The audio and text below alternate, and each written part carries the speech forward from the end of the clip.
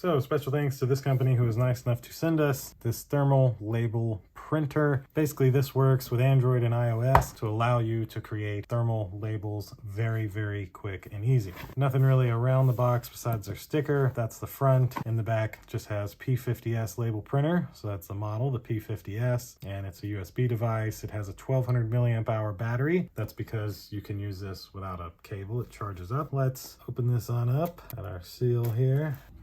There we go. So got a nice instruction guide. Love that. Looks like it gives photos and everything. So that's amazing. I wish every guide did that. And then we've got nice little USB C-type cable, a flat one here. That's essentially it for the box. So inside of this is our actual label printer. You can see it even comes with a roll of labels. So nice and easy to use. Got like a little hook here so you could hang it. You got a light and a USB-C port. That's for charging it. And yeah, once you just connect this to your phone, you'd be able to just sit there and print out labels as long as it was either plugged in or there was enough charge on the label printer. So thanks again to Marklife for sending us this thermal label printer. Thanks again to you all for watching this unboxing, and we'll see you in the next video. Deuces.